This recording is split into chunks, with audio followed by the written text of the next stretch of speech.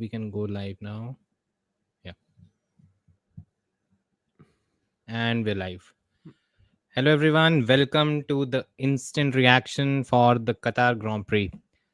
We have Peter Brook with us. Peter, welcome back to the channel. How are you?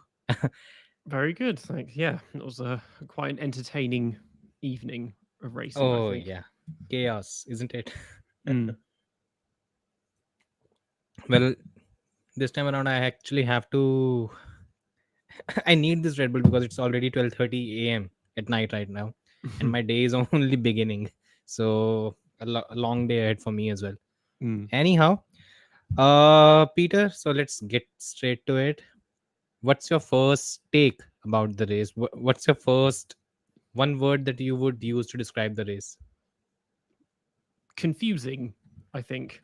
Um, I kind of thought that them having almost prescribed pit strategies and tire strategies would simplify things, but it actually made it a lot more complicated Yeah, because I true. was struggling to keep up. At first, I thought, okay, they'll all pit at the same time, but then they just didn't, and yeah, it just made it very hard to keep up with who was where.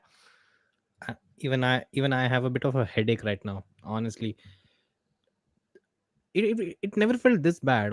Remember, we used to have three to four stops earlier in the Pirelli era, but they weren't this chaotic. Or is it probably because we're out of practice or something like that? It could be It that. I felt a think bit maybe weird. one thing is possibly the field spread because it's smaller. People lose so many positions when they pit Hmm. um, that makes it seem a bit funny. Because as an example, at the beginning of the race, in the first stint, like Sargent was running in 10th or 11th, and then he pits and comes out last, and he's Yeah. 8 seconds behind the next car. And I'm like, okay, what's gone wrong there? Like, why is that? Yeah. But go back to say 2013 when they were doing four stops and because you had Caterham and Marussia and it was a Yeah. bigger spread, you didn't lose anywhere near as many places. Yeah. You basically knew which position was for the win, for the podium, something like that.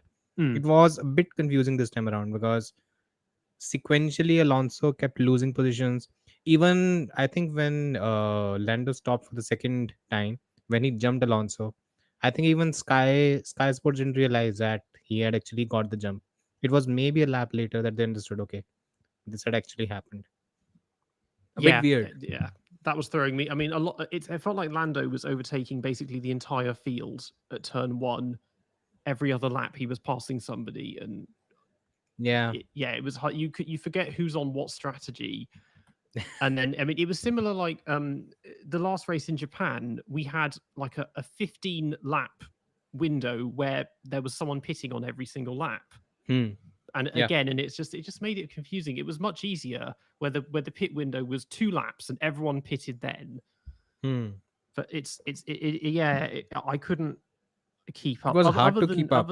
other than Max disappearing into the sunset like he always does. For the rest of it, I was like, well, I don't know who's going to go where, Yeah, it particularly was a bit because the yeah, hard to keep up. I particularly because mean, the start put a lot of people out of position as well. But yeah. yeah, yeah. I think Alpines jumped a few. Haas of Hulkenberg jumped a few positions. Albon as well, but Hmm. then slowly they all fell back. Yeah, it was a bit slightly weird. Hmm. I think yeah, the weird, confusing. It's the right way. It was basically hard to keep up. Honestly, Hmm. that's what I felt after, and I think maybe it's because I don't know. It it wasn't fun. Would you call it a fun race? It was engaging. Was it fun? Sort of. I mean, the thing is, obviously, we had a very dramatic first lap, but Oh yeah. and there was a lot of battling, but it was like this. I think as a lot of races have been this way in that there has been a lot of overtaking, a lot of confusing strategies, a lot of battling, but in the midfield, not at the front, Yeah, and that's why you don't remember it. That's the problem. So exactly. in that sense, it was no different because it's like, oh, the Alpines are fighting Alonso or whatever, or so and so's doing this, and it's like, yeah, but it doesn't mean anything because it's not a fight for the win, True. and True. and that. Yeah. Okay, so before we go ahead, there's one thing I think we should do first, and that's basically let's just go through the entire order. Who finished where, the entire, what should we call, the final classification. Just keep a tab on that. Well, Max Verstappen won. I mean, not much. Did it? What's your take on the fact that it was only 4 to 5 seconds of a gap between Max Verstappen and Oscar? Was it I'm because? Yeah, go ahead. It surprised me, I suppose. I mean, I think he probably would have pushed harder if Mercedes weren't out of the loop. Mm-hmm. Because my first thought was before the race started, I was because again there were concerns about tires, and we've had 2 years ago we saw people getting punctures on the curbs and stuff Yeah. like that, and I was thinking, okay, I can picture this happening to Max, and then one of the Mercedes gets a win. I was thinking Mm, Lewis is starting on soft, so he'll be fast at the beginning, and he had some pace in the sprint race yesterday, so maybe yeah. he could win this. Um, and obviously didn't make it past turn one. But so maybe for that reason, he just felt best to cruise a bit more, and also um, because of concerns over the tires, he probably didn't. They felt it maybe don't push it too hard, and track limits as well. Whereas It did. whereas Yeah. McLaren would have been going all out, I think. It did appear, right, that Max was driving well within himself because when he needed to, pull out a lap that was almost a second quicker than what he was normally doing in that stint. Mm, Again, it was so hard to keep up because even in the timesheets, the live timing app and on the race, there's so many. Yeah, I agree. It was a weird race, very hard to keep up, and mm, that was something that actually stood out for me. Maybe to an extent he was being very circumspect because of the track limit thing and because it was very easy to make mistakes. Even if Alonso is making mistake on such kind of a track, maybe just bringing it home to an extent. It mm. seemed like that was the plan for him. Yeah, I think also having wrapped the championship up, he can also relax a bit, but also having said that, the conditions were not brilliant for relaxation, so he probably didn't want to push too hard because it was so Yeah. hot and unpleasant for them. You saw the cool down room thing? I When saw, yeah, that Oscar was lying on the floor or something, and Yeah, all three of them were exhausted. yeah, I mean, it happens with a lot. It happens with most of the Middle Eastern races. Obviously, it's always very hot. I mean, I don't know. I don't know how hot it was, but it's October and it's at night, so you think it should be somewhat manageable, but because they've used to race during the day in Bahrain, but Yeah. maybe not. I don't Actually, know. the cars have gotten a lot more physical now. That is also an issue because these cars are much quicker on the fast speed sections. Because of that, they are more physically demanding, and that Yeah, is something that also plays a role. that does make it. I think that's changed because we had that first 2017 that changed, and then we've had the ground effect on Hmm. top of that, Yeah. and because they've become much faster as well. That was the thing. Obviously, when they originally had ground effects, was the suddenly you actually needed really good fitness to be able to drive the cars And because they they can demanded so actually much more stop from you. cutting weight. That is also Yeah. one thing.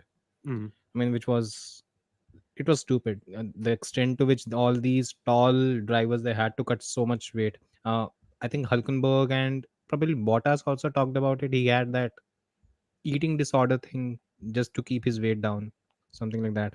I think Because of David this. Coulthard did when he was very young.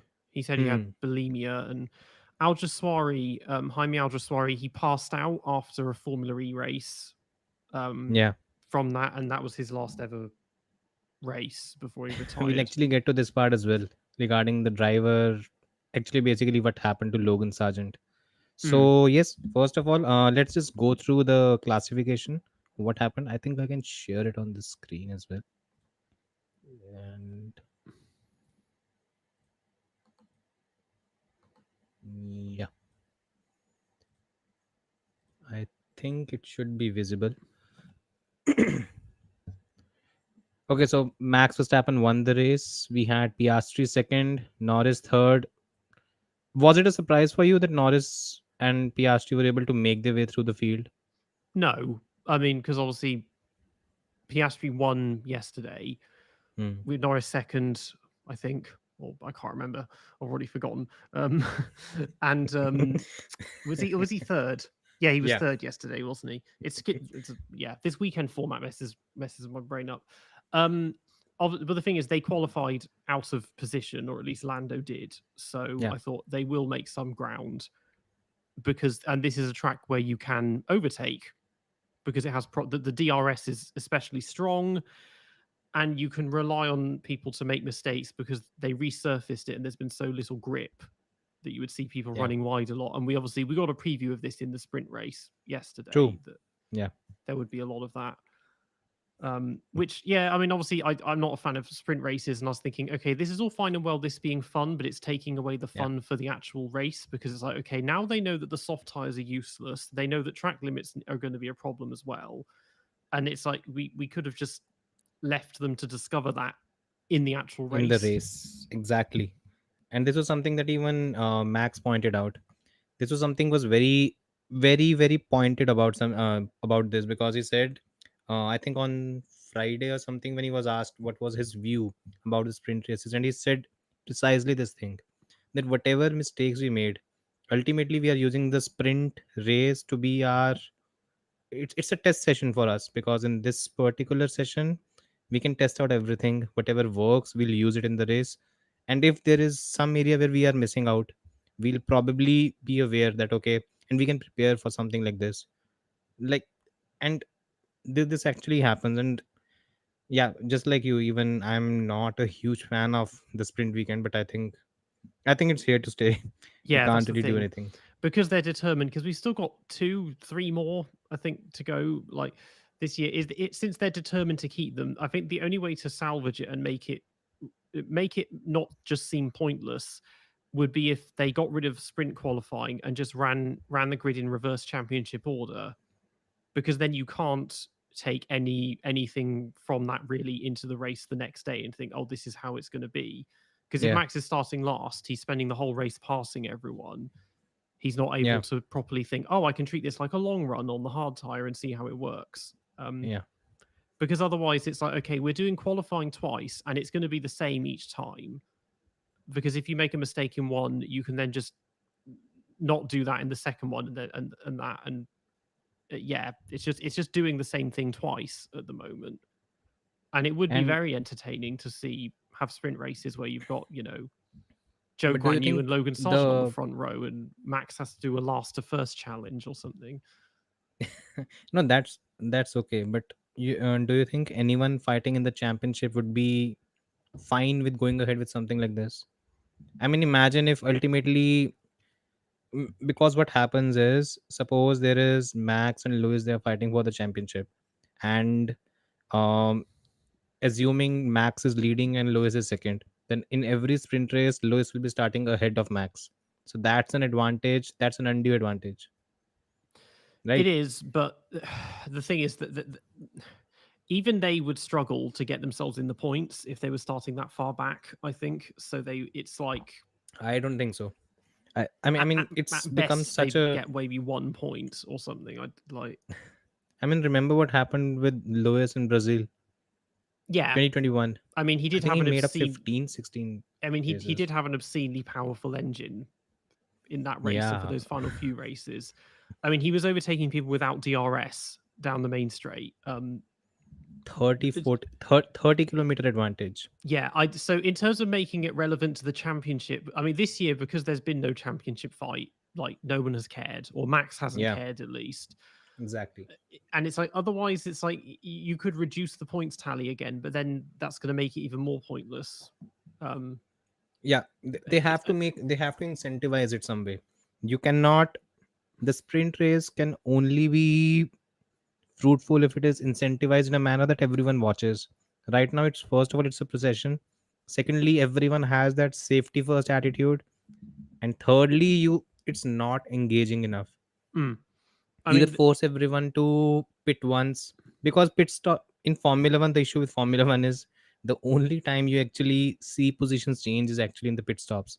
On track action is, it's not as much as you see in probably MotoGP, which has also implemented sprint race weekends. So mm, I don't know. Anyway, that's a different debate. Coming back to the classification, Russell P4 was impressive. Did did you expect Ferrari to struggle this much? Well, I didn't expect one of the drivers to not even start the race. Um, that was interesting because it was a fuel leak or something. Yeah, I was like, okay, I mean, I'm not an engineer, but that sounds like something relatively easy to fix if you just got to plug a hole in the fuel pump, or I apparently don't what know. happened was, whatever I saw on the telecast, some issue happened with both the power units for Leclerc as well as Sainz. So they had to open it up and assemble it again. Right. So while they were assembling Sainz's engine, power unit, something went wrong, and ultimately fuel leak is probably one thing that they are using as a cause, but maybe something else also played a role. Well, Who it's a knows? classic case. You take something apart and then you put it back together again, and it doesn't go together like it should. Exactly.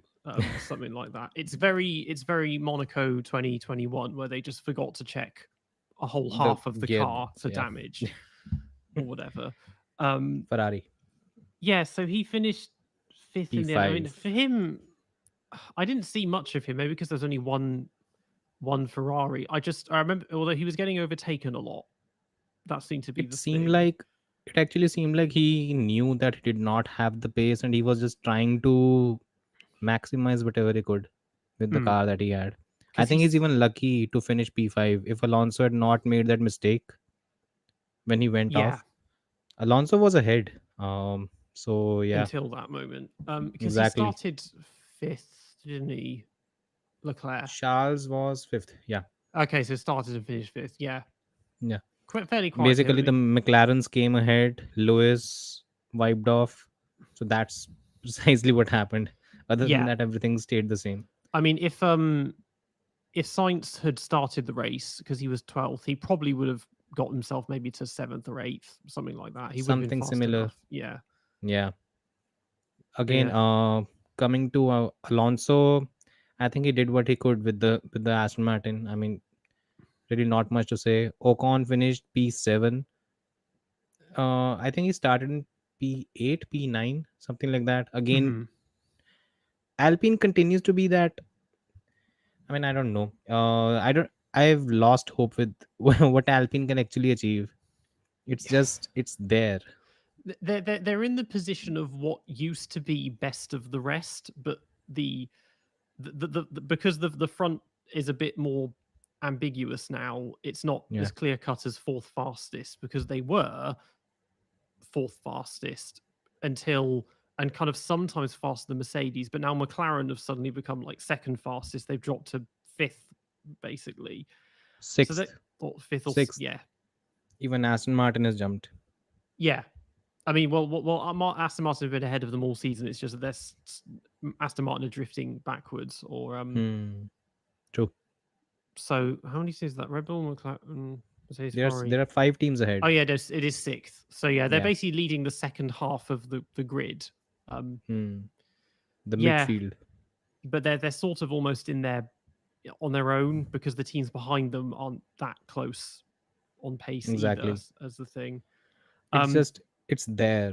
It's not improving. It's not deteriorating. It's just, it's there. do they have That's a team all. principal? Because they got rid of Otmar, but I don't know if they got. Bruno, no, no, it's still the power unit guy that is handling both units. They're trying to do something. Mm, Apparently, with Binotto, it didn't work out, or they're maybe looking at it.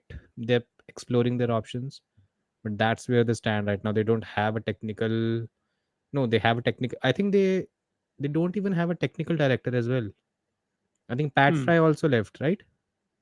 So Pat Fry has yeah. left. Uh, Otmar was fired. Alan Permain was fired. So there is no sporting director. There's no team principal, and and There's, there's no technical director. And the team is still where it was. So I guess they didn't really do anything in the team, anyways. yeah. I mean, anyhow, moving ahead, Valtteri Bottas in P8. Now that's an impressive drive. Yeah, I mean, this was very interesting because he was ninth. He started at ninth, Yeah, and that came out of nowhere because Alfa Romeo have been invisible all year. They've just been doing absolutely nothing, and suddenly they pull this result, and It's just like Out of where nowhere. I know, and just thinking, where did this come from? Because like the beginning of last year, you were like, oh, this is actually quite good. They're looking and they started going backwards more. And then this year, they just haven't done anything at all. And they have two incredibly uninteresting drivers as well. That's the And big issue.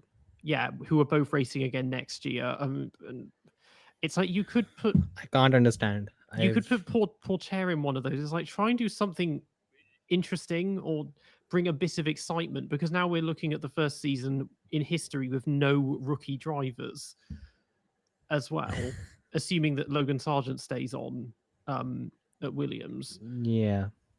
And it's I like, mean, yeah. I get that, Joe Gagnon brings money and Bottas is experienced, even if he has absolutely no racecraft and just drives without doing anything really.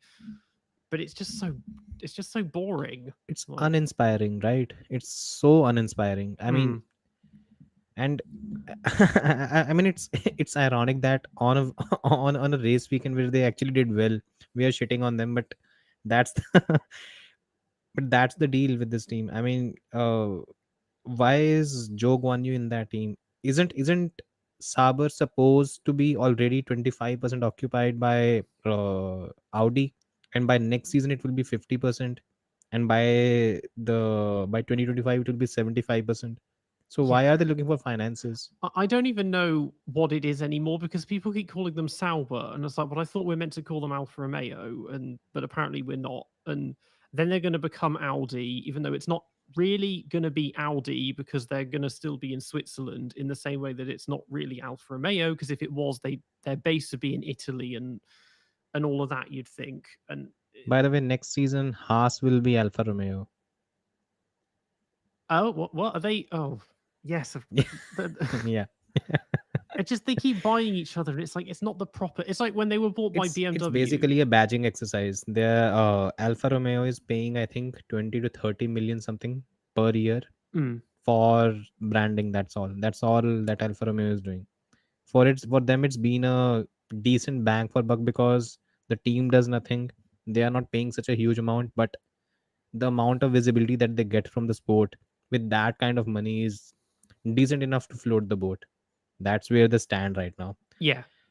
So And it's got the same name, but it's not the Alfa Romeo of the oh, no, no, 1950s or the no, 1980s when it was actually Alfa Romeo that was running the team. Like, no, yeah. not at all. In the same way that Has when it was nothing to do with BMW that. Sauber, it wasn't actually BMW. Like, No, that was BMW. well, they owned them, but it was BMW Sauber. But it was similar to the relationship It they will be had with. similar to what happens with Audi right now. Mm, So even in that case, what happened was BMW took over the team. The ownership was taken over again in steps. First, it was Saber, then it became BMW Saber. By 2008, it was only BMW when Kubica won the race, and I think 2009 was also BMW. So that's mm, how they went about it. Again, they did the same thing. They bought it from Peter Saber, and the entire factory in Hinwil was taken over by the yeah, entire German unit.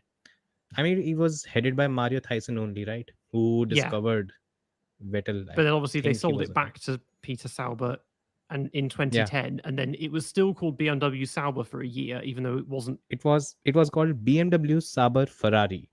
Yeah, I know that was the The thing. biggest Even though the joke. car was just a Sauber, but the team was still Yeah. BMW Sauber, even though BMW didn't own it. It's like if it, it would for me for it to actually be BMW, they'd need to have their base in Munich. I think it is where BMW's headquarters are, and Uh, or it's either Munich or Stuttgart. I'm Like not sure. but it's I'm the not same with sure. this. It's like calling them Audi. It's like yeah, but the base is still in Switzerland, and it's like it needs to be Audi. It would be Yeah. wherever Audi's base in Germany is. Big or complete German management. Maybe Audi building their own engines, like proper, Yeah. like 20 years ago when we had proper manufacturer teams. That yeah, True. Right now, that's what they're doing. No. Apparently, there's also reports that maybe Audi might pull the plug on the F1 project. There's a lot of things that are going on in that team, but mm, it's very uninspiring. Whatever has happened until now, yeah, especially with someone. The only positive was when they hired Andreas Seidel because he's good. yeah. He was That's the really only good at positive. McLaren. Obviously, McLaren is still doing great, but I was like, he was a perfectly good. team Yeah, principle and everything. and that's something I'm slightly, I don't know. I'm a bit concerned. Maybe I don't know until Audi takes over next season, because next season it will have around 50% ownership. So that is when it can actually call the shots, Mm, ideally. But who knows what's going to happen with that team? yeah, Anyhow, P9 Sergio Perez. We'll get back to him a bit later. yeah, We'll talk we'll yeah, yeah, talk in detail about Checo. And in P10, Joe Guan Yu again. A weekend where Alfa Romeo secured a double points finish, yeah. and we shat on him for 10 minutes. We I mean, to shat be on the fair, team for 10 I do minutes. have to commend him because he started 19th. Was it 18th or 19th? He was he Yes. qualified last, but then he would have started 18th because of Checo and Carlos. Signs So he also. went. I So think he to be fair to started him, 18th. he went from 18th to 10th. So that's a very good Impressive. job. That's probably his best race so far. Yeah. So But I yeah, think hats he off. has to Hats. thank Gasly for that. Yeah, I wasn't expecting him to score points, and he did. So yeah, very I very don't good think job even from him. he To be fair. expected to score points, but what happened with Gasly? What was Gasly doing at the end of the race? He pulled off two overtakes by going off the track, and Mm, both the times it, I don't know, he lost his head at the end of the race. And I think, yeah, again, Stroll in P11, another person, we'll talk about it a bit later. Gasly P12 was a bit disappointing because I think he had the pace to match Ocon. It should be 7-8 Alpine, honestly. mm. Gasly kind of lost his head. And he Albon, got a couple of penalties, didn't he? For track he got limits. three penalties, I think. Three. Yeah, 5 second. it's Three or two. ridiculous. Yeah. And yeah, he I think he was being a bit too aggressive. I think he got the first penalty and he was a bit rattled because of Mm. that, and then it was just the Constantina effect. Albon in P13, I think even Albon got couple of track limit uh He got at least penalties. one. And it's like, yeah, kind of just he was another one without that was kind of just on the cusp of looking like he could get points because he was running in Yeah. 10th in the first stint, but then would lose so many positions every time he pitted. It was like, well, I don't know what's going to happen now. But Yeah, the exactly. pace just kind of ran out as the race went on, and that's happened a few times. Exactly. I Yeah. don't know. Yeah, it happened in Zandvoort as well, right? Then in the end, he was able to just gain the pace and make up positions. But Mm. it was a bit weird. Magnussen, I think Haas is a team that I don't know. I'll just wait for their Austin upgrade and hopefully the car improves. I Yeah. mean, there's not much to talk about I there. mean, there was on the radio, they said, we need you in something like mode 10, position 4. And he's like, it doesn't make any sense. And I was like, I have no idea what that means. But Yeah. I'm assuming it's something to do with their tires melting because that happens in every race, no matter what. But Haas, the thing is, if they could at least be entertaining while they're slow, because that's what they used to be, but now they're just slow and there's nothing fun going on. Like there's no crashes between teammates. There's no big scandals with any of their sponsors. Like they used to be the joke team, and Yeah. now they're just the slow team. Like, They're just there. yeah, They're just not doing anything, honestly. yeah, My they're like Alfa Romeo. They're just just doing nothing. they're actually worse than Alfa Romeo because Hulkenberg will put the car, he'll somehow find something in qualifying and put the car in Q3 or Hmm. maybe just 11th, 12th, and then in the race he'll drop like a stone. Yeah, I don't and know. obviously this time he did because he put himself in the wrong grid spot Yeah. and got the penalty, so that ruined his race. I think His you could see on the onboard he realized Yeah, he was looking he'd yeah, realized okay, he'd I'm messed up probably before in the the wrong lights even clothes. came on. Yeah. Mm. And yeah, I think he was fighting with Albon at the start of the race. He held him back for a few laps, and then I guess after, I think the problem with Haas is you don't have the race pace. You can hold on to the position for a while, Mm. but once you lose the grid position, you can never make it back because the pace is not there anyways. It's just bizarre that we've gone through 3 generations of car since they joined in 2016, and they still have the same problem of great in qualifying, but just eats the tires in the race. And it's just like, It's how is this still an issue? It also, but like the exhaust, like burns the suspension up as well. And I I don't, think yeah, I think there's one thing that might be the case, and that is over reliance on Ferrari. Because if it was an indigenous design, you might be able to find a solution. But when most of your parts are being picked up from Ferrari, then it's not really your team that is doing that is basically burning the brain cells to get where you want to be. Is the I mean, are the cars still built by Delara as well? Because that was the thing. Is that initially I the think engines, it's gearbox, suspension is Ferrari, and then the car was actually built by Delara. So they're not even building their own car, really. I don't think they are. I think it's still a bit murky, and this is something that even Gunther talked about a bit, where he said that now that we have the influx of money, since we didn't have the influx in 2020 and 2021, we weren't able to invest on tools and infrastructure. Now we are starting to do that. I don't know. I just want to see what that upgrade does in Austin. Apparently, they are moving their concept towards Red Bull because that's what everyone does to Yeah. get competitive these days. So Mm. let's see if that helps the team or not. Because if it does, I think if Hulkenberg can qualify in top 10, if he has decent race pace, he can actually score points. Even here, I think he could have scored points yesterday as well. He was P7, P8, something like that, and on medium tires, Mm. but completely got shunted out by I think Ocon and Perez. That's what happened. If I'm not wrong. Anyhow, finally Lawson in P17. I don't know. The best thing for Lawson would have been if he did not have to turn up for the race in Qatar, because this weekend has probably killed the hype a bit. He would have gone out on a high in Japan. He would have beaten Yuki in a straight fight.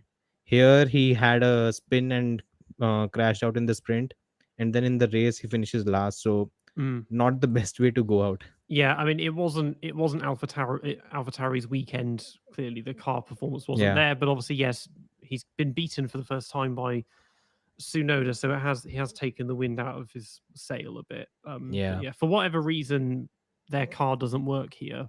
Um, it's which is because weird. it's interesting that even though um that their relationship with Red Bull has gradually widened, and obviously it hasn't been since 2009 that they've used the same car, but even so, you'd think that Red Bull would be like, okay, well, here's what we're doing of ours, and you can or give them a few tips or something. Yeah, Um, and maybe they're not because you otherwise you wouldn't expect there to be such a significant gap. exactly. I think the issue was that in 2008, when Vettel went on to win the race in Monza, there were quite a few alarms that were raised because what happened was it was basically the same car. Toro Rosso and Red Bull had the same car, just the Mm. engine was different. It was a year One had old Ferrari engine as well. no, no, in 2008. Was it an year old Ferrari engine? I I think it was a think it might brand new. it definitely was in 2009.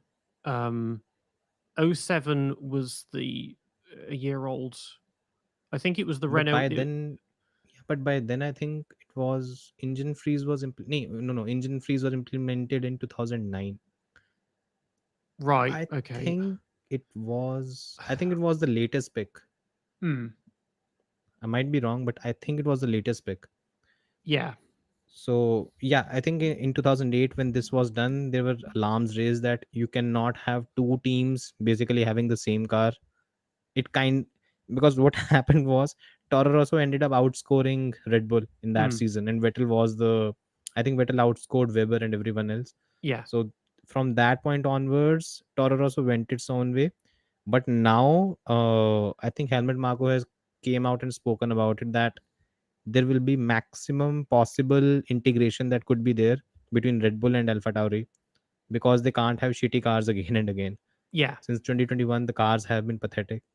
So it's going to happen. I think next season they will have a better car most Hmm. probably because they need it now.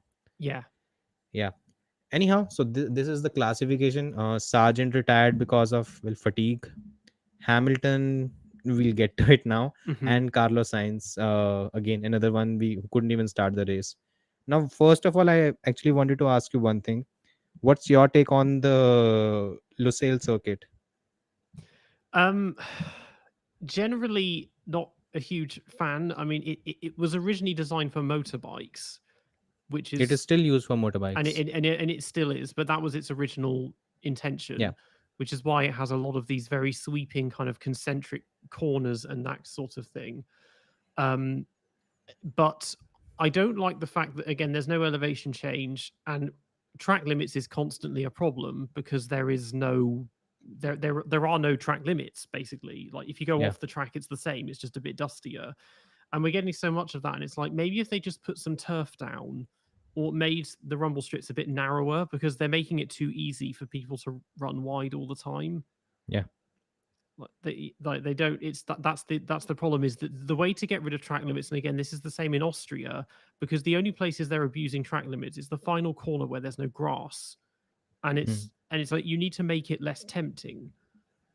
And this is a Exactly. circuit where you almost can't see the circuit because everything off of it looks the same. Hmm. um so it's like you could that needs to change, I think. The layout's a little confusing, but it's not a circuit I know very well, so I can't Yeah. immediately recognize like the middle sector. It seems to work for racing, but I think that's less the circuit and more because because they resurfaced it and it just had no grip, Yeah. that people were being able to make moves where they normally wouldn't be able to do it. Because the 21 race, I don't remember that being a particularly eventful one, aside from the fact that again people were having problems with the curbs and getting tire blowouts. Yeah. And it's been happening, and suddenly it's happening again this time, and they only noticed it yesterday. That was very odd that they decided, okay, let's give you 10 minutes because we're going to change the track limits and stuff, and then they put in these Such tire stupidity. rules. And Exactly. yeah, it's like you need to do something because again they always have such aggressive curbs, and that and they're in sausage curbs and everything else that just tear the tires up. Now imagine one thing.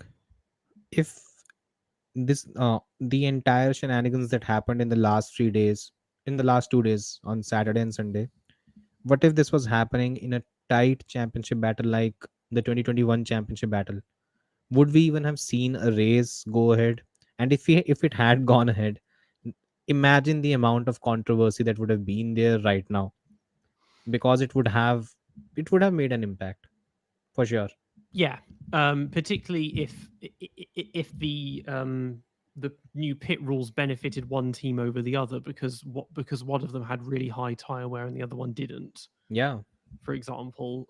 Because it's like forcing one someone to take extra stops. You could see that, and that like you wonder if they even would have they would have just come out and made a rules like, okay, everyone pit on this lap, everyone start the race on these tires, something, because they were obviously in 21 with the red flags haggling for positions. Let's start in this order and whatever. Yeah.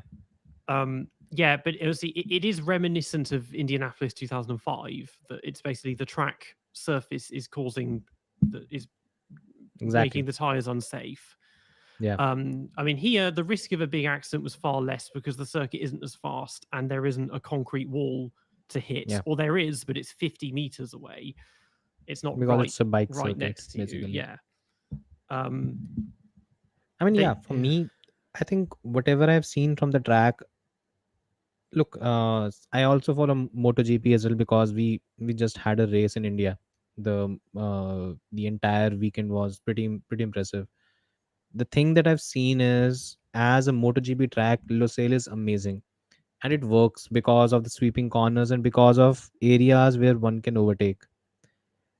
As a car racing track, by the way, first of all, when F1 came to Qatar, it was supposed to be a stopgap solution because in 2021, COVID was still a bit rampant. mm, That's why Qatar was actually picked up. And also Qatar had this particular proposal where they were going to build a custom Formula 1 track, because even at that point in time there were doubts that the MotoGP track will actually work. They've I don't know what has happened with the new custom track, whether they've gone back on their word or what's gone on, but apparently they've signed a 10-year deal with the circuit, and they're going to go ahead with this one. I mean, it was a shit show, to be honest. mm. Every team, the reason why Joe Guan Yu was able to finish this high was also because he benefited from the tire advantage. You cannot make up rules on the day of the race. That's what they were doing this time around. And if it was a high stakes championship where that championship is at stake, or even every single position is important, there would have been a bigger controversy. This time around, everyone just played together, because it's okay wherever Mm. you finish it. It's not, you're not fighting for something which is as meaningful as a title, and that's why maybe we didn't have that much of a backlash. I think that makes sense because yeah, I was surprised that people were just kind of laughing at it a bit. They were like, "Oh, well, this is Yeah. interesting. Like, this is different." I mean, I don't think we were at any immediate risk of the race being cancelled, so there No, no. wasn't Yeah. that issue. And obviously, we had two races cancelled this year for fairly legitimate reasons. But so yeah, it's different from Indianapolis. Obviously, that one they didn't. Nobody knew the race was going to what was going to happen until the formation lap, or until the end of the formation lap. So that was a bit Yeah. different. Whereas now, if that happened today, we'd have been told like you'd have got your tweet from Chris Medland 2 hours before the race saying only Ferrari, Jordan, and Minardi will start the race or whatever. Exactly. Um, yeah, it was all communicated quite well, and they were very good in terms of they gave out charts showing how old each tire was and their full tire allocation, so you knew exactly what ones they could and couldn't use, and the Exactly. on-screen graphics were saying, oh, this driver must pit by this lap as well, so But you know they what's the issue with all of this?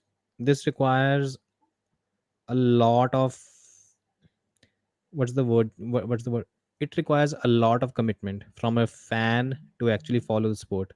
And it mm, will come down to a very hardcore fan to actually have that kind of a perspective. For any casual viewer, again, the name of my channel, for any casual fan, it's hard to follow. If suppose I've just started following the sport, and I've tuned out, I saw the sprint yesterday, and then all of a sudden I'm coming back and watching the race now, and I'm being told all these new things. Okay, so now you'll have 3 stops, you'll have 15 or 18 laps. 18 lap stint is the maximum that could be there. It's very hard to grasp all those things. mm. For a casual viewer, it will be very hard to understand what happened. He'll be sitting there, he'll be watching cars overtake, stuff's happening, but what's going on, it will be very hard for him to grasp. Yeah, I mean, the thing is, most F1 fans, they're not active on Twitter. And Yeah. when they do watch the race, they usually don't bother watching like an hour of build up in the coverage Exactly. before. So they might tune in just for the formation lap and think, and then they're being told, oh, they must pit now. And it's like, okay, well, why? And don't know that stuff. And it's Um, hard for the broadcasters as well to explain everything during the race where so much is happening. And you mm, could see both Karun and David struggling with that, because yeah, there was so much going on. There's positions changing, someone is pitting, there's a lot. Look, yeah. 17 drivers, and if everyone does 3 stops, that's 51 pit stops that you have to cover. That's a lot I mean, you've in a seen the 57 lap tripping race. over. I mean, Chandok, he called Verstappen Hamilton at one Yeah. point. Like they were tripping over each other. I mean, again, because they have this thing of interviewing the team, the pit wall mid race. They Yeah. did that when they were chatting to James Vowles, and then Russell pulled off this insane move around the outside of Ocon or Piastri at turn one, and we just sat there watching Yeah. it in silence. And you have to wait almost a whole lap before Crofty can interject back in, and that it's Exactly. yeah. They- they've exactly, I mean, yeah, overall I think, I hope they make some changes, because the thing is, since it is a MotoGP track, you can't make too many changes. And Mm, that is actually what happens with the Austrian track as well, because that is also owned by Red Bull. And Red Bull and KTM are closely associated, and KTM is doing well now in MotoGP. So that's their home race. And MotoGP races do feature prominently on the sorry, the Red Bull Ring does feature prominently on the MotoGP calendar. mm, So because of that, they cannot make extensive changes and make it more in favor of the four-wheel racing. Otherwise, there should be something on that part of the track. You cannot have that, because for bikes it's not feasible. mm. That's why they're stuck with whatever they have right now. I just wish that in general tires weren't such a thing. I just get sick of every single race. It's just tires, tires, tires, and oh, I want to save my tires. And it's like, what's wrong with doing an extra pit stop and just driving hard and fast for once Exactly. instead of running in formation for a whole stint? you get your one attempt to pass someone, and if you can't pull it off, well, you've ruined your tires, so you can't do it Exactly. again. It's like somebody just do a five stopper and just set 60 qualifying laps in a row and see what happens. Because in Singapore, you could have easily, if you'd done that, you could have been 5 seconds a lap faster than everyone. And in 5 or 6 laps, you could pull out a whole pit stop on the rest of the field. And they're sat there trying to save their tires or whatever. And you're already pitted and come out in front and you do it again. It's just, what I've what I've ultimately understood in all of this. By the way, one question: would you blame Pirelli for whatever happened this weekend? Um, Generally no, because Exactly. this hasn't happened at any other circuit. It's clearly because we had the problems in 21. It's clearly a problem with the track itself and the Yeah. curbs. It's Yeah. not Pirelli's fault. Um, Exactly. yeah. Anyhow, moving ahead from the track again, first lap of the race. Now, arguably one of the more controversial incidents that happened in the race. It sucks because Lewis has actually come out and apologized, and he's actually taken up the entire responsibility. Otherwise, Twitter would have been a lively place right now. Mm. So, what happened on the first lap? Yeah, I mean, so he rather interestingly was starting on softs, so they were Yeah, obviously thinking, let's go aggressive. I mean, he said on the grid before the lights went out, he said, I'm a sitting duck here, so he was obviously convinced the softs are going to wear out really fast, and he's just going to lose positions. But then he had a very good start, and you'd expect that because he was on the soft tire. Um, and obviously tries to go around the outside. George is trying to get past Max, and then Lewis is trying to go around the outside, and they yeah. just kind of. Well, he doesn't get sandwiched because Russell didn't hit Verstappen as well. It's just that, yeah, Hamilton turns in, and Imagine if all three of them had gone out. yeah, A Piastri it was double. very close to all three of them being going out Yeah, together. Just like yesterday, obviously with Checo, Ocon, and Hulkenberg, yeah, three going into two. exactly. Um, yeah, so I think it's just a case of Lewis gets a good, he goes for a lunge, maybe doesn't get as far forward as he would like. Russell, and then Russell's in his blind spot maybe, and George can't. But there's He nowhere for can't him to go go anywhere. except to Yeah, back out, and he can't do that in time. And then if he does, he's got Alonso right behind him because Alonso got blocked in when George then spun yeah. as well.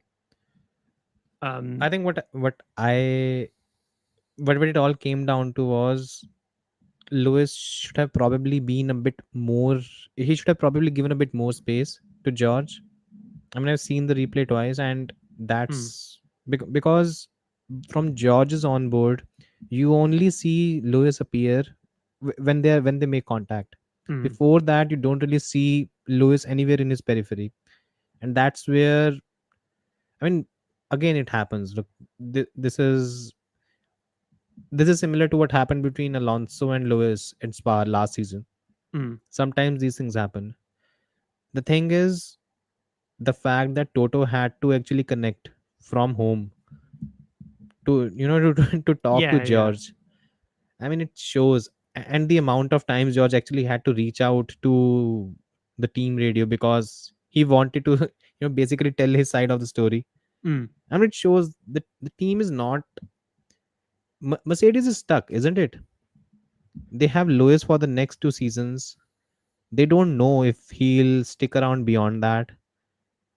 He makes sure he, whenever he gets a chance to tell the media that okay, he's the one who's doing whatever can be done, the team is not listening to him. That is one thing from your star driver.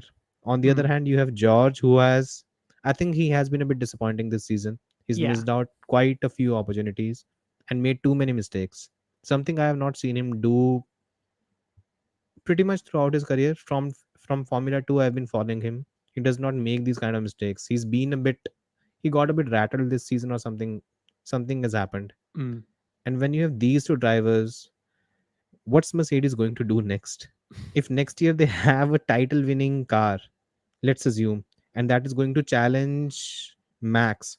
First of all, it's a big if, but if it happens, how are they going to manage it? yeah. Um, it is very interesting the dynamics now because Lewis of the two has been more consistent and more dependable. He hasn't really had many kind of star moments that you expect from him this year. He's just like kind of been there. I mean, he had his pole position in Hungary, and he's been very opportunistic. Um, whereas George has been often beating him in qualifying, but then George has had a lot of races where he's made mistakes as well. And Yeah. so George is kind of going up and down, and Lewis is kind of going in the middle and Steady. Yeah. keeping it steady. Um, but like last year, George was often outperforming Lewis, and now it's not happening this time. And um, there are some people on Twitter complaining about the situation and saying that apparently it's Toto's fault and he's destroyed Mercedes, and it's like I wouldn't call taking them to 8 consecutive constructors titles destroying the team, but fine. Um, it surprised me a little bit when they said they were going to sign both of them for 2 years. I was like, okay, you'd expect that from George because he's obviously he's the sort of heir to the throne, and Yeah. the idea is he'll take over from Lewis. With Lewis, there's always a question about when he will retire or whatever.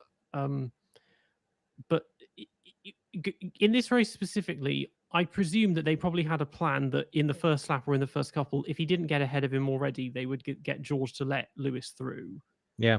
because It Lewis is on makes the sense. faster tire, and maybe that's what they were thinking, and maybe that's again what Lewis is thinking just because he had the better start.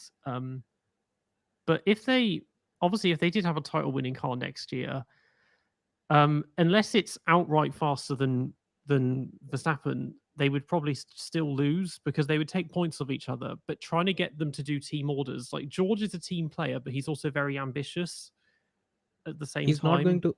Yeah. He will not give up position any which way. And he's I not think. he's not unless he falls way behind, he's not suddenly going to say, oh yeah, I'll be the number 2 and support Lewis from now Yeah. on, and just kind of give up my own aspirations or something.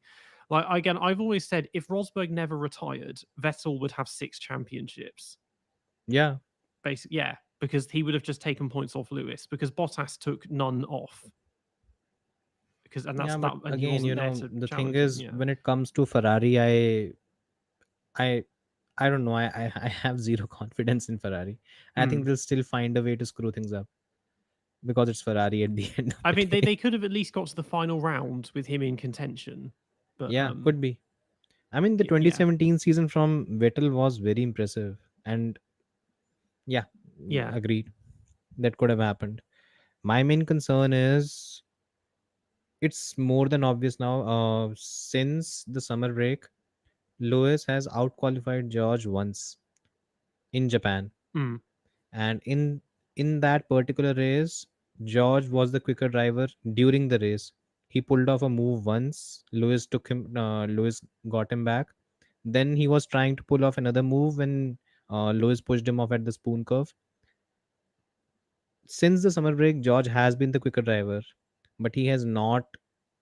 The thing is, he has not capitalized and he has not scored points in any Mm. of the races. Zandvoort, I think he crashed out after contact with Norris. Singapore, he had that foolish crash, and then the rest of the races. And that is where Mercedes is struggling right now. I don't think they can win the title with either of these two drivers. Lewis is struggling in qualifying. George is unable to hook things up entirely. And if they fight and if they go into a title battle tomorrow, and on one side you have Max Verstappen with a fully oiled machine in Red Bull, and then you have Lewis and George taking points off each other. What are they really going to do? They are not going to win the title in that case. Yeah, I mean they're in uncharted territory at the moment because they don't have the fastest car. Like think they aren't Yeah, just they can't just cruise to race wins because they spent like in the Hamilton Rosberg years they very rarely showed their true pace because they didn't need to and they didn't want to because then the FIA would start finding ways to slow them down. exactly. And yeah, okay, obviously in terms of raw pace 2017 2018 there was very little in it between Mercedes and Ferrari, but Mercedes making the cars were supremely reliable. They weren't making any mistakes with strategy either. Yeah, And then yeah, 19 again, fastest car, 20 fastest car by a huge margin. But yeah, now yeah, they don't, because they're having to outperform the car and drive it beyond its limits. Whereas Max is in the position that they've been in, that he doesn't need to push it yeah. ever because the car is easy to drive and he's so far ahead, and it's yeah, they're just they obviously just fell short with the concept with the car, and they talk big about next year, and it's like, okay, I don't. They keep saying, "Oh, we're going to fight for the title." It's like, I really don't think with I no have major, serious with doubts. no with I no, have serious you don't doubts. get changes that significant when there's no major technical changes. Like, it's really hard to gain that much ground. People usually only go backwards. Like Exactly. 26, that obviously in 2026, who knows? Like, maybe, yeah, they could have the best car again, but they might Yeah, get into, exactly. they might close up a bit, and but they're not. I don't think it's going to be a 2021 situation again. What they're aiming for is they're aiming for the kind of turnaround that McLaren has had this season. It was the ninth fastest car at the start of the season, and it is the Mm. second fastest car right now. Uh, Whatever they've done, I mean, that kind of turnaround I've not seen in my what 15, 16 years of I watching. think the closest I can think of is Jordan in 1998, and But that even wasn't that that wasn't that this that big. wasn't as big. But that's one of Yeah. other than that, it's very hard to think of years when you've had such a significant Maybe leap. McLaren in 2009. Yes, actually, yeah. I mean, that year it was just, okay, well, we need a double It was diffuser, and chaotic. everyone did Yeah. that, and that turns. And the same with Ferraris wasn't quite as big, but they again had a huge leap mid-season as well in 2009. Yeah. Um, They basically sorted things out. Both, yeah, they underperformed at the start of the season, but then they sorted things out. And mm, that's where I think I'm maybe McLaren, Mercedes is just banking on just having the same thought process that maybe McLaren had, that okay, we'll basically build a Red Bull that would be branded as Mercedes, and then we'll take it from there. mm, That's what they're claiming that McLaren has done. I'm not yeah. sure what McLaren has done because they've done something very impressive, that the car is this close, Mm. I but mean, it's still, I don't know. the thing is, again, people obviously everyone's copying Red Bull essentially. The thing is that the Red Bull design, it works for Max, but it hasn't worked for any of his other teammates over the past few years. Because Exactly. Checo can't drive the car properly. Gasly and Albon couldn't do anything with it because they all said, well, it's high rake and it's designed for Max's driving. Hmm. And it's like there's no reason that that would work for most other people. So it's that's the thing. It's a very, this is another reason Unique car it's in unique many because ways. it's so tailored to him, and why he's become a sort of teammate destroyer. Yeah. Because it's, yeah, in and you get this with some. I mean, obviously Jacques Villeneuve had a very unorthodox driving style, and his setups were very strange. And you get drivers that are very different in one way, and this way he's got a car he wants for that. Yeah. Um, because this is the thing, is that like Checo is not, he's not anywhere near as bad as he has made himself look this year. It's just the car is just really ill suited to him. Actually, I did a bit of an analysis of how Checo has been this season and how he has been in general. It does appear that in some ways there are some traits that have stuck with Checo throughout his career. He was a bit slower in qualifying. He had the tendency to produce in every season. He'll produce a couple of races where he'll just outshine everyone. Even during his Force India days, he used to do that, and that is something that has always held him in good stead in throughout his midfield career, and even right now. The only reason why Checo honestly was able to keep his seat was because he won in Baku in 2021. Otherwise, there was a high chance that he might have not even been kept. Of course, what he did at the end of the season also helped, where he was able to fend off Lewis in, I think, in Turkey as well as Abu Dhabi. Yeah, But and a little bit in Brazil. Um, but yeah, like yeah, 2019, he was just invisible because the car was bad. 2020, the car was good, but he just wasn't doing, because it was the pink Mercedes in yeah, 2020. But yeah, he'd missed a few races because of COVID, and Stroll got that pole position in Turkey, and then he gets the win. But otherwise, he'd probably just end up in IndyCar now without that or something. yeah. I Um, think, yeah. Now, by the way, coming to actually, this is the next thing that I wanted to talk about. Sergio Perez, Logan Sargent, Lance Stroll. Arguably, the three drivers that are at the bottom of the pecking order right now in terms of performance. hmm. They all shat the they all shat the bed this weekend, isn't it? It was what Lance was doing when he was shoving his trainer away. Sergio had another howler this weekend, and Logan didn't even finish the race. He also crashed out in the sprint. Mm. Ideally, all three of them should be replaced, but the question is, it does appear that neither will be replaced by the looks of it. Yeah. I made a tweet about this that even though this year we haven't had a title fight, one interesting insight has been the relationship between teammates and the way that Yeah, these three in particular have just crumbled compared to their teammates who've all been just stone cold and really solid yeah, and have just walked all over them. And like so yeah, so Checo, it just annoys me that since 2021 he hasn't improved. He's making the same mistakes and he hasn't had a clean race since Miami, basically.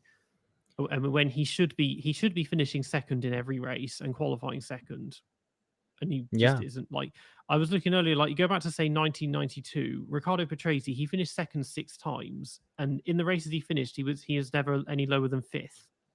Like exactly. that's what you should be doing. And Stroll, And Patrese was over the hill at the time. yeah, that's the thing. I'm incredibly experienced as well. But with Stroll, at the beginning of the year, like even with his broken wrist, he drove quite well. But then I think where it changed was Spain because he beat Alonso, but Alonso essentially sort of let him beat him. So we kind of won the psychological battle. I, I'm just happy that all that shit show is over between Alonso and Stroll, where the entire shenanigans that Alonso used to pull at the start of the season, that was a great overtake by Lance. Mm, Remember, he did that in Miami when he was basically driving in P2 and watching Stroll's race on the screens mm. and commending Lance for an overtake or something like that. At least that the entire shenanigans on that part is over now. But I don't know. I mean, look, Lance is a decent driver in Formula One. I would even say he deserves to be in Formula One because he has shown some flashes. The issue is he's placed alongside arguably one of the best talents to ever drive in Formula One, and he's getting exposed every week. Yeah, That is what is happening with he's him. getting exposed, and it's because it's because he's locked. He just doesn't seem interested anymore as well. That's Yeah, he's locked true. into that seat because his dad owns the team, and everyone's like, okay, he's going to be here forever as long as he wants to stay. Yeah, And the thing is, he has these breakout moments, but he hasn't had one for ages. Like they hardly ever happen which was the anymore. last good Lance Stroll race? I can't even pick one. None this year. Like maybe Zero. not even Turkey 2020 might be the last like really good moment because he had that, and then like there Yeah, was like Baku 2017, he got a podium, and there's a couple was yeah, Monza he got a 20. couple of podiums in 2020 as well. Yeah, I mean 2020 in general was a good year for him, but he's Yeah, not doing that nearly enough. And it's also at because all, you've at got all. you've The, got Felipe Drugovich in the works because he joined Aston Martin after winning Formula 2, and he's yeah, another driver where his reward for winning Formula 2 is nothing. You just have to sit there exactly. doing nothing for a year. And it's like Zero. he should be the next one. He should be taking one of those seats ideally if that's how the At least give him pipeline a and the shot. ladder is meant to work. Exactly. And even I think we are going to see the same thing even this season as well. Vesti is not going to get a seat. Pocher is not going to get a seat. Who else? I think who is Iwasa is another Dennis Ivasa is Hauger, like yeah. everything is Even it's Alex Palau is in the talks as well, like yeah. I mean with I mean I've McLaren seen him and yeah. race. I've seen oh yeah, 23 million lawsuit. That's impressive. Yeah, and again because he's won IndyCar twice. It's like okay, yeah, but IndyCar's nothing like Formula One. And like Why like are why I, I've never understood one thing. How can a sport as sophisticated as Formula One have personnel that continue to get swept away by hype?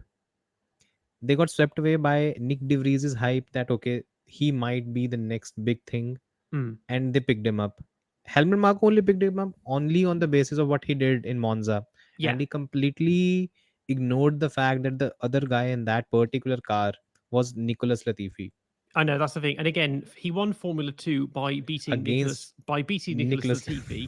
And then in Exactly, his Formula E year, that's a perfect example of falling upwards. He wasn't the best driver, he was just the least worst. by a mile, In by a Formula mile. inconsistent was yeah. Look, Formula E, I've lost interest in Formula E because of the kind of shit show it has become. Mm, You cannot predict. I don't. Other than, I think we've said it. We've had a chat regarding this as well earlier. Other than Jean Eric Verne, we haven't had a repeat champion mm, because every year there's someone else. I think this year Jake Dennis won.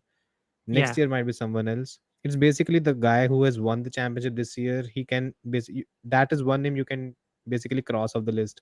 That is not Yeah, I going mean, to come back again. if you want mindless entertainment, it's good fun because it's basically the like demolition derby of European style motorsport. But I can't really Exactly. take it. I can't take it seriously. It's not in the same league as Formula One and all It's of that. not. Like they don't even have gears. Like they're just Yeah, giant electric go karts. Like exactly. it's And they yeah, drive it like that. yeah. The amount of contact that is there, and the amount of time I've seen the cars basically have parts hanging off and still driving, not losing any performance. It makes you think, why is it even there? Why is that part even there? It's I just know, adding I know. weight. It's just, and in Formula One, a bit of a bit of the floor, the size of my thumbnail, comes off, and they lose half a second a lap or something. Exactly. And it's like it doesn't. It's like IndyCar cars are at least like proper like aero dependent cars. It's just the racing rules are stupid because they have no blue flags. It's Yeah. safety cars. You can overtake before the safety car line They on the don't even have restart. tire warmers, right? No, no tire warmers. Again, they're still doing. I mean, ovals. I understand ovals have been going for years, and that's for decades, and that's a huge part Yeah. of that. But ovals are a death trap as well. It scares. I think Hulkenberg declined and read his offer because of that only. Mm, He, I think he tested for the team and he impressed. Obviously, because a Formula One driver is going to impress in that particular stage. mm. He declined because he did not want to risk driving in an oval, and I can understand. They're, I think, 370, 380. These Yeah, are the kind of speeds that they're hitting. That's not safe for a formula, for any car, yeah. and the crashes are crazy. I I don't mean, know. yeah. When they do what Americans call road courses, that the average speeds are much slower than F1, but they're still really physical. The cars because Yeah, they have the tires that mean they have to push all the time. exactly. So it is a lot more physical than Formula One in And that basically sense. they have this alternate tire that is not really an alternate tire. It's basically what used to be the case with Bridgestone. Mm. It had two tires that had the same performance, just the name was different. Just pit on lap And one and then just cruise for the exactly. rest of the yeah. Yeah. Mm, So tell me something, what's the solution for Red Bull? Because look, Sergio Perez has gone off the rails. I think this was a poor race. He had 2 to 3. I think even the race engineer came in and said that, okay, this is starting to hurt our race. He mm. had, I think, 2 track limit penalties. 3 drivers. Look, forget about three. Other than Daniel Ricciardo, do you think there is any other driver on the grid that fits the description that Red Bull would want? I'm not sure. Like they're looking at Lando, and I'm thinking Lando is I not don't going to think. play. He's not going to play ball. He need no like Yeah, he needs to stay. He should stay at McLaren because they've got a really good thing going there, and he can stay there long term in the way that Max has stayed long term at Red Bull and Hamilton and Mercedes, and that can really work for him. yeah. He doesn't want to go to Red Bull because He he's gonna be shouldn't. expected to be the number two, and he's not going to want to do that. And if he can't beat Max, he's just going to keep making mistakes all the time, and it's going to get to his head. I Yeah. think the short term. I mean, I because my next video is on this. So obviously Perez is there until the end of next year. Assume he's not. Assume they are going to replace Sergio by the, look, if Sergio gets overtaken by Lewis or whoever else Yeah. for P2, he's getting replaced next season. Um. That's who will you Okay. pick As a other than short, Daniel Ricciardo? other than Daniel Ricciardo. Okay. Well, I think it would be worth giving it a go to either maybe not Lawson, but Sunoda, because if you basically sat him down and said to him, okay, you, you're not here or you're not here to fight for the driver's title with Max unless you miraculously end up being much faster. So just accept this is your number two role. We need you to start second and finish second.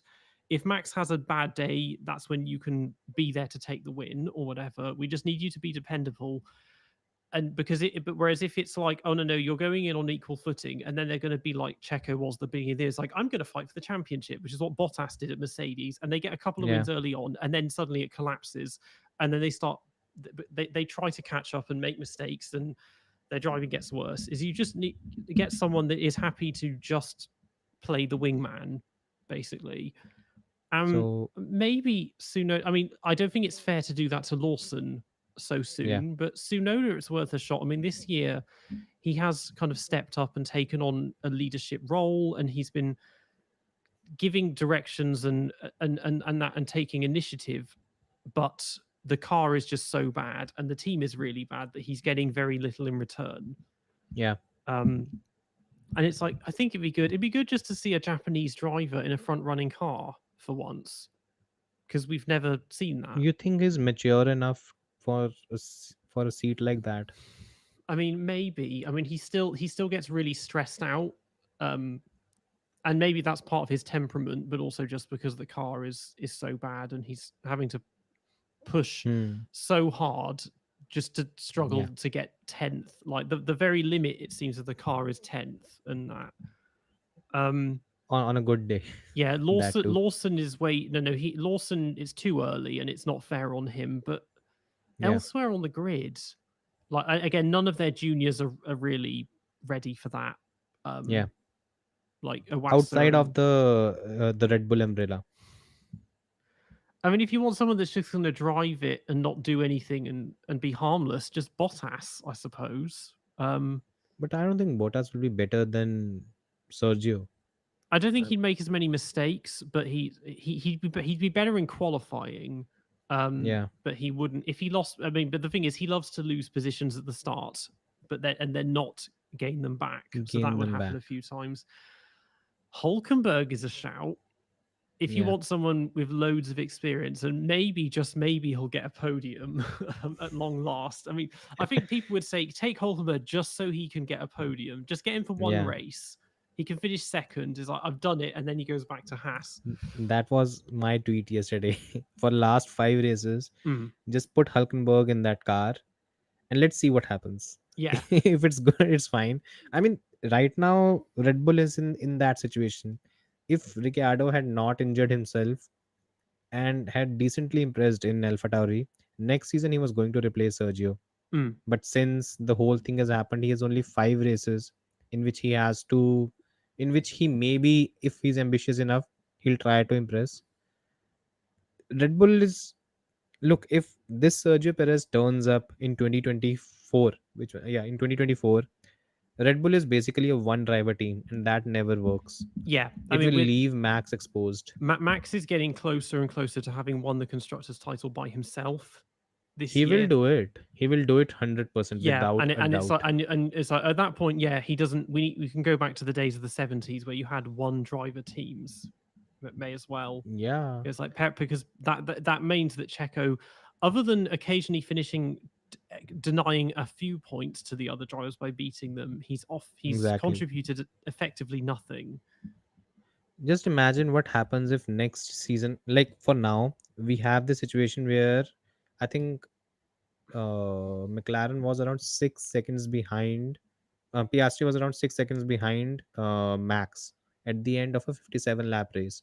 So that's basically a tenth per lap, Mm, roughly, that he's lost. Let's assume it's a 3 tenths per second lap, 3 tenths per lap that he's losing, that the McLaren is losing against Red Bull. That is the gap. mm, Next season, if that is the gap that the season starts with, wouldn't there be situations where McLaren can actually strategically use both Oscar and Lando against Max Verstappen in a race? That is um. actually going to happen. Well, yeah, that's always going to happen when you've got basically two versus one. Exactly. And Yeah. because Sergio won't be there, so the kind of performances Sergio has put together this season, he will not be a factor. He will continue to qualify in P7, P8, P9, and that is always going to leave, basically, it will leave Max alone. And that is not the best case scenario if you're Red Bull. You Mm, need someone to be there around Max. I think, yeah, I think the two names that I kind of think would actually suit, it's probably Hulkenberg, because his qualifying this season has been very impressive, and the second is Alex Albon. I think he's been doing a good job. Yeah, but similar to Gasly, it's like uh, Yeah. he doesn't need to go back into that because Gasly came alive when he went back to Toro Rosso. Hmm. That's And also again, true. he's been really good at Alpine. It's like he just doesn't need that. And again, it's the same with Albon. They've been able to like this is the thing. If Checo does somehow get a seat with someone else after Hmm. he loses his, probably either Haas or Alfa Romeo somewhere because I mean, Alfa Romeo is a retirement home for drivers, so he'll do a couple of seasons with them and then quit. Yeah. Which is what Bottas is going to do. It's what Raikkonen did. Um, is that he might just come alive again because he's in a car that he can drive better and it's a less pressuring environment. He's not got Helmut Marko staring over his shoulder all the time as well. Um, Yeah. That's also the case. mm, Whew.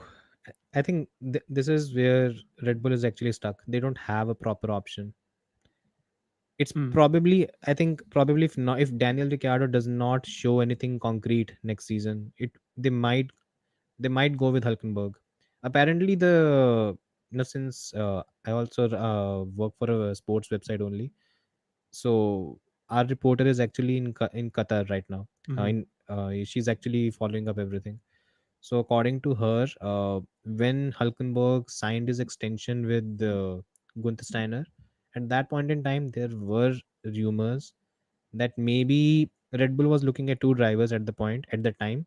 One was Daniel Ricciardo as a replacement for Sergio. That this was all during the summer break in mm, Hungary, and the other was Hulkenberg. These were the two drivers that they had in mind. They approached Hulkenberg. Hulkenberg was also approached by Audi, and since they could not offer anything concrete at that point in time, he went and Steiner also had this. He had an option on Hulkenberg's contract. mm, So if Red Bull has to sign Hulkenberg, then they had to either pay out his contract or something like that. Because if Steiner triggered the renewal clause, he will have his holding rights. mm, So that's why Hulkenberg was lost this season. In case, I think next season it will be. I don't think Sergio Perez last. I think we are looking at another swap, the typical Red Bull swap, where a driver will be replaced mid-season, four mm, to five races in.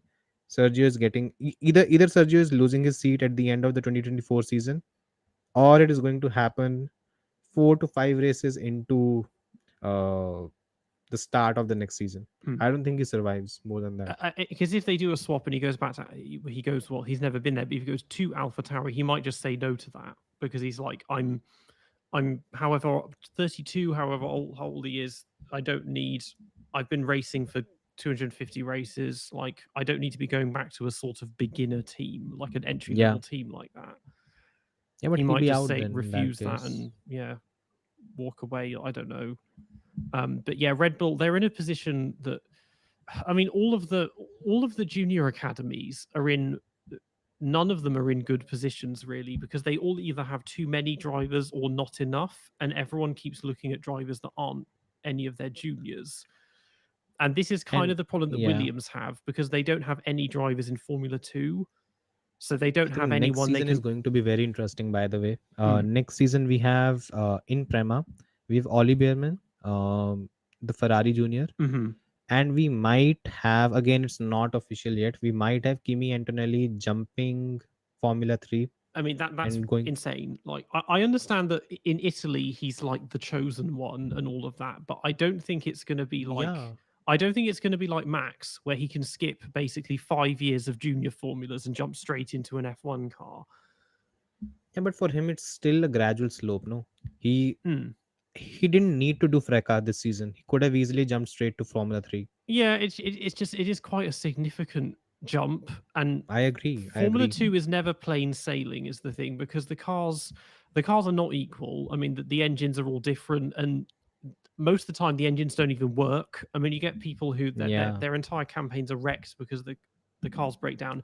If you go anywhere near first gear, the car will just stall as yeah. well. I mean, Like it's that they need but to next fix season that. we have a new car, right? Yeah, Let's they've see they've what got a new happens. car which has like ground effect and stuff.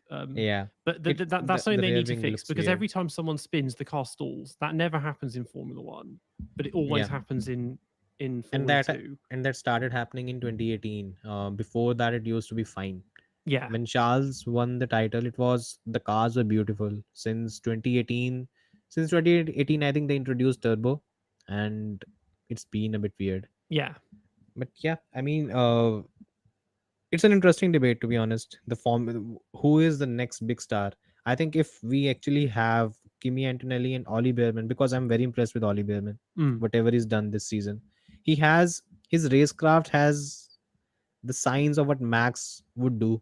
Ideally, he'll mm. drive in that gray area where it's dirty, but it's not illegal.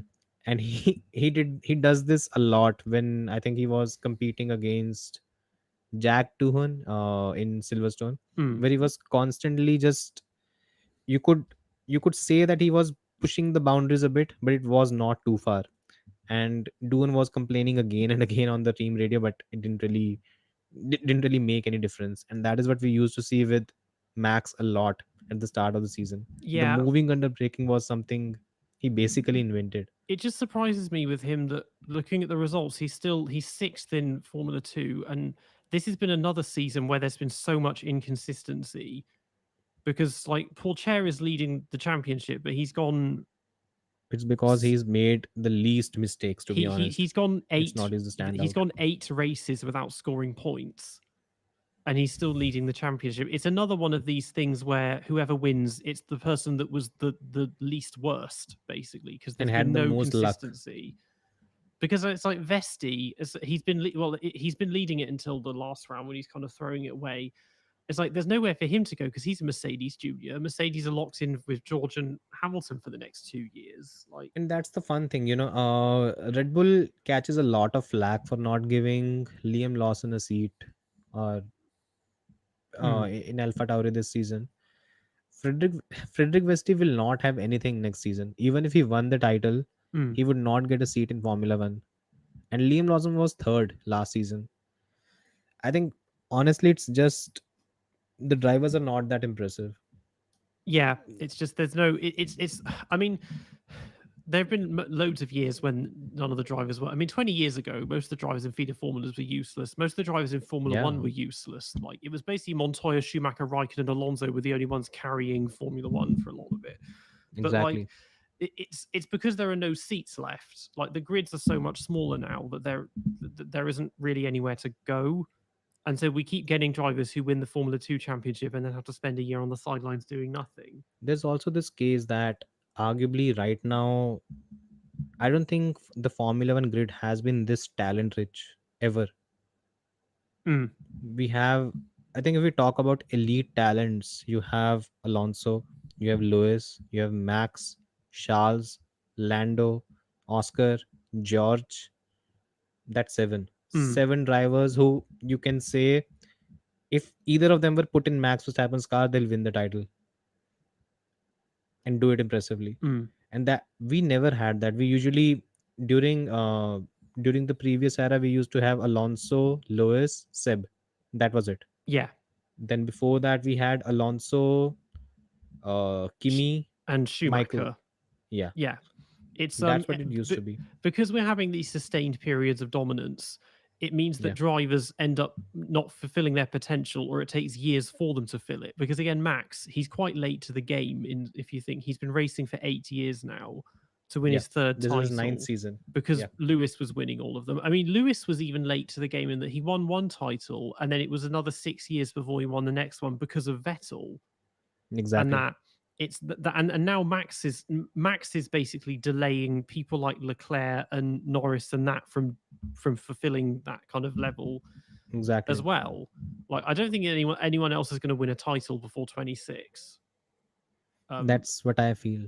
I think McLaren surprised me today. mm, It was still very competitive. I didn't expect it to be this competitive because basically in Suzuka, Max just fucked off. He was like 20 seconds away and he was not even trying. mm, This weekend it was a bit different, and he lost fair and square in qualifying, in sprint qualifying. Yeah. So maybe there's hope. I don't know, but yeah, I Mm. think ultimately when it comes to it, Lance, Sergio, Logan. I think Sergio's future is still, it's in the air. I'm not really able to pin down what's going to happen with him. I think Lance today, this weekend showed something, and I think there have been rumors that some Saudi conglomerate is actually taking over Aston Martin.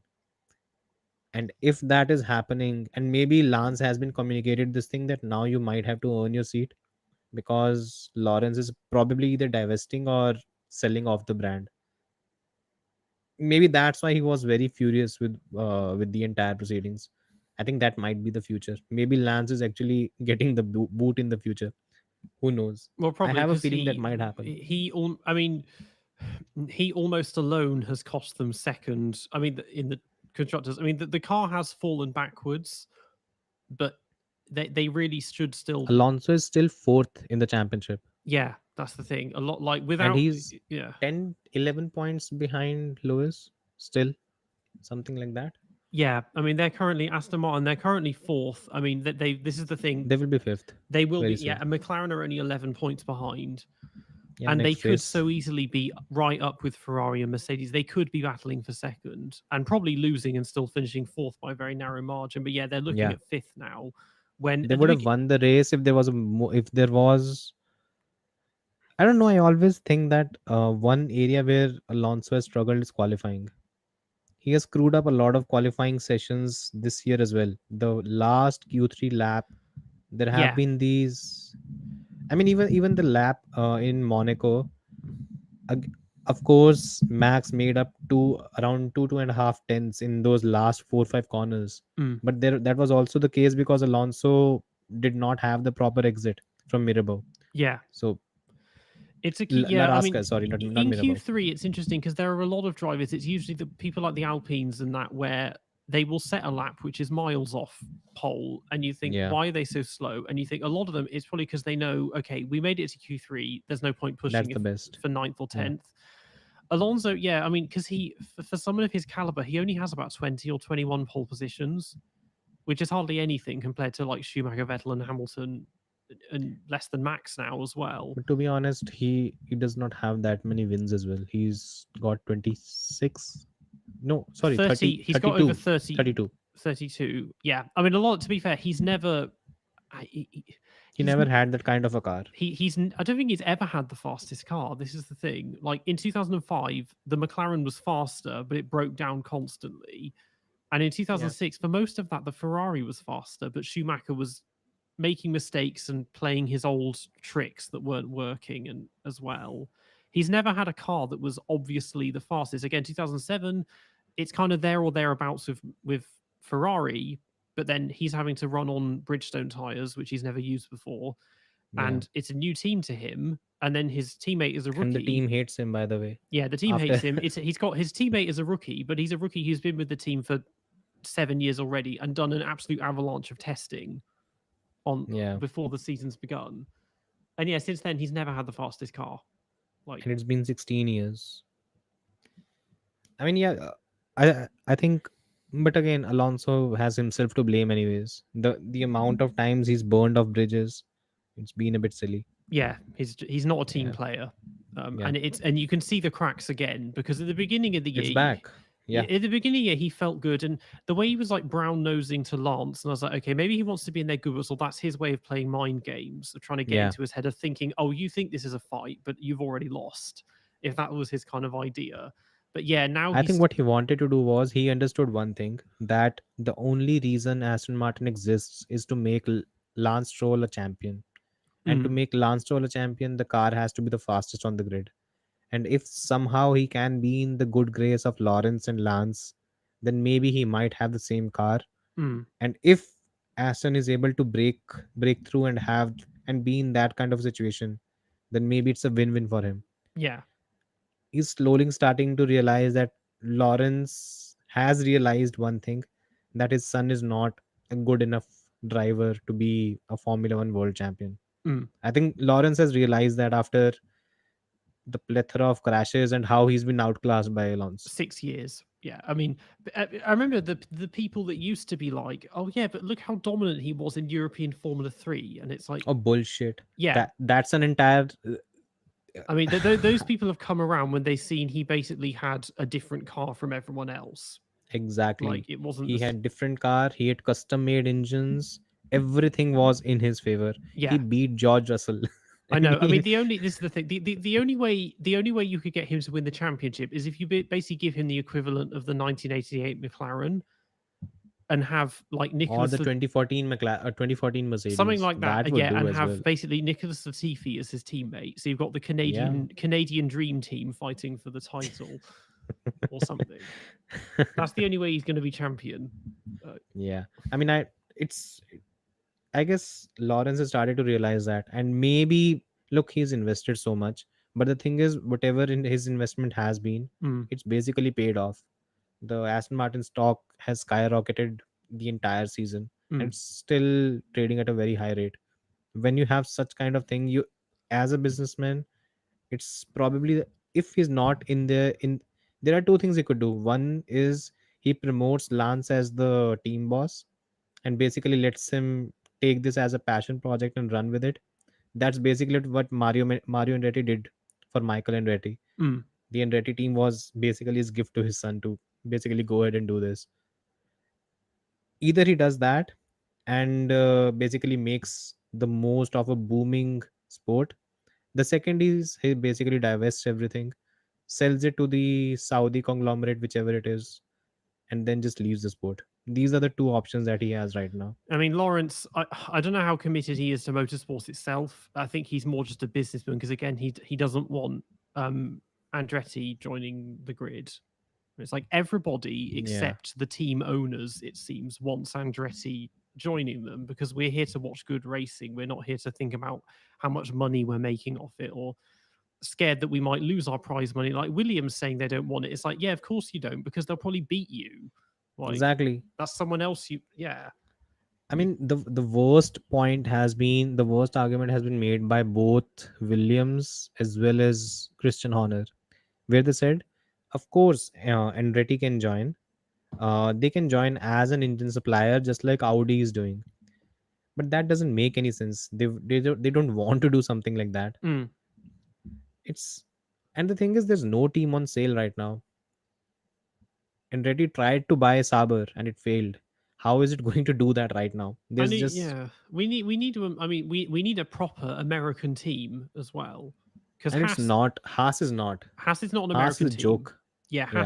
Haas is just another like their base is in Silverstone. The team principal's Italian. The cars are Italian. The engines are Italian. Most of the staff are British. The drivers are Danish, German, and Brazilian. The test driver that is never it, like I don't know why Pietro's even still there because he's been with them for about 5 or 6 He's years now. there to appear on F1 TV. That is his primary role. It's the thing, yeah. And Drogovic go on F1 TV with Will Buxton in the yeah, post race that's all show, they do. and I think also because he's a Fittipaldi. But the thing is, in the two races he Yeah. did, he was actually really good. Decent. Yeah. Even though He was he decent. has a very unorthodox like junior career path and didn't do much karting. I don't think. Like maybe Mm, just give him a go. yeah. Like again. Do something. I think look, Haas is something which I don't know. I've lost interest in that team.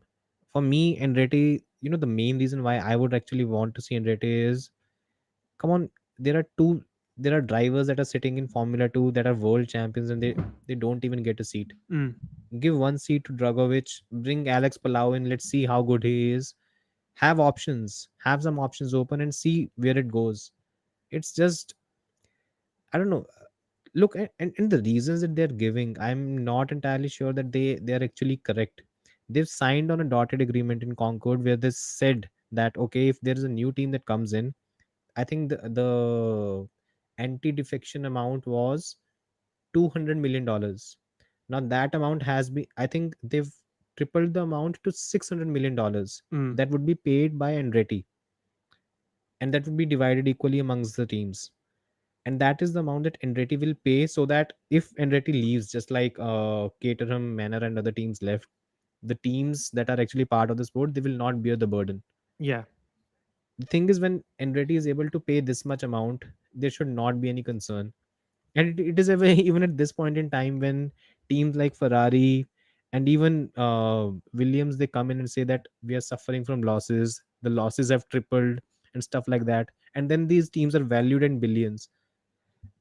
Pick a side. I It know can't be both. when they were talking about even raising the entry fee as high as $1 billion, I was like, what are you playing at? Like, okay, HRT, they had a budget of 40 million. Okay, it's like, okay, Yeah, yes, they were a bad team. Yes, they were uncompetitive. But when the cars were working properly, they could very easily get within the 107% time. yeah, Like it 100%. wasn't a Formula 2 car. Like it wasn't like Life or Andrea Moda. Like this was actually a competent team and they worked really hard, but Exactly. they just had no money. Like you don't need to charge them that much. Like we need Andretti because the thing is, particularly if they're gonna go into it with a proper like all American image, it could be like when Red Bull joined because they kind of stirred things up a bit because they were Exactly. like the blasting music out of the garages and they had that 3-story floating pontoon that they more up in the Monaco Harbour and stuff. And you could see like McLaren and Williams being very stuffy and old fashioned. Like, what on earth is this? And just not taking them seriously. It's like, yeah, but it just we need a bit of fun and we need something different. And Exactly. I'd love that to have a proper American team with basically the like American royal family of motor racing running it. Do Like, something. The thing is, you want to, and just imagine, right now, Andretti is a huge name in America in terms of motorsports. mm, Even if there are people that follow NASCAR and stuff, even they know who Andretti is, because I think he's the last American world champion in Formula One, yes, if I'm not wrong. and he's the only person that's won the Indy 500, the world He F1 didn't win championship, Monaco. and Yeah. the other what's the other? Is it the Sebring 24 hours or So Daytona? yeah, he's won this the Sebring 24 hours. It's some yeah. There's But another one in there, but yeah, he's won basically all the big stuff except maybe Le Mans. I don't know if he's won Le Mans. yeah, I think he has. But yes, he's an incredibly well decorated driver and that. He was So the last superstar. And the yeah, thing is, if Formula One wants to expand in America, you're going to disgrace and basically put aside the biggest sporting icon in mm, America. That's contradictory to what you want to achieve. yeah, And I find it hard to understand what's their end game. You don't want new, and I think one of the shittiest things was, actually, I was going through the entire transcript of their press conference, and everyone came down to the a very simple conclusion, where basically the reporters asked point blank, you do not want any 11th team? And everyone was like, no, we want 11 team, but it should add value. Now what does it mean? yeah, What value is a Haas or a Williams adding at this stage that an Andretti would not? yeah. And not only Andretti, it is General Motors. It's, I think, the second biggest or maybe the biggest motorsport company in America right now. Mm. And if that won't add value, what would? It's Yeah, we it's just I want Andretti running Ford engines and their base is in like Charlotte, North Carolina, next to all the NASCAR teams. Like just do it, but yeah, do something different. proper American teams. It's like when Scott Speed came into F1 because he was very boisterous and cocky and very kind of uncouth I and think he was punched, right, by yeah. Franz I mean, Tost. he was extremely arrogant and quite immature as well, and Yeah, not a particularly good driver in the end. I mean, his Beyond the Grid interview is really interesting because he's kind of yeah, I've reflected I've so seen much, that, and and he's he's changed. very, yeah, Yeah, but that was he's his personality was nothing like any of the Europe because they were so boring back then in the interviews, yeah. and he was really upbeat and he had this like American sass and I all of think you can that. see Like, it. One Pablo Montoya, mm, a different character. Jack Villeneuve, he might be a bit raspy in terms of the comments he makes, but there's a lot of, you can say, he brings a different flavor to the entire grid, mm. and that is what these drivers used to do. We haven't had that in a long time They just need now. to be entertaining because at the end of the day, this is sport. The main thing that it should be is entertainment. Like, Exactly. yeah, I don't we just know. need someone fun. Because yeah, Max used to be fun on track because he was well mostly because he wasn't obeying the rules and weaving and moving in the braking zone and crashing all the time. I mean, now he's boring because he doesn't have to do anything in the races and he doesn't care at all in He's the learned a lot as interviews. well, to be Yeah, honest. I've seen. I think the 2018 Monaco GP was the race that has proved to be a turning point for him, because from that race onwards he's grown up and he's Yes, actually learned from his mistakes every yeah, season. and Which, he's made so few mistakes since then, as well. yeah, and I think, when he joined the sport, he used to say that the driver that he wants to emulate is not Vettel or Lewis. It's basically Alonso. And the thing that he talked about was Alonso's ability to perform at a high level and do that consistently without making mistakes. Mm, He's done that basically. yeah. Very, very, very impressive. I think, yeah, I think we've run out run out of things to talk about. Mm. Yeah, the next race is in America. Oh crap! It's The, Cota, isn't it? I guess so. In it's When in is Vegas? That's in November, because we've got Dakota, then we got Mexico and Brazil, and then Vegas. Oh I think god! it's maybe it's the first week of November or something, like All 10th. these races will be at midnight, and I'll basically my wife will leave me if this 10th. I continues mean that going on. one, Vegas. That one's being done at 1 in the morning in Vegas. So for me, I think it's at 6 or 7 a.m. for me. So for you, it's going to be like late morning, around midday or something. Yeah, But the rest of them it's are going going to to be be, crazy. very very late for you. And yeah, I think the end of the season is going to be a bad one. Yeah. Yeah. Anyhow, yeah, that was fun, man. Yeah, it was I think good. Good. I'll try to keep it shorter in the future, because this went on for a long. I think this happens with us a lot. We Yeah, well, tend our, to our talk. first chat was 3 hours long. So, yeah. Yeah. We're Yeah. getting better, Mm. streamlining stuff. So yeah, thanks for, okay, first of all, thanks for coming on board. Yeah, it Okay. was nice having you on board. Yeah. And thanks to everyone who watched. I'll see you next time. I think I'll try to do this more often. Hopefully the times are not these.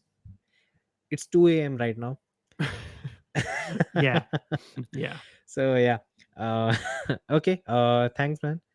Thanks to everyone for watching. I'll see you next time.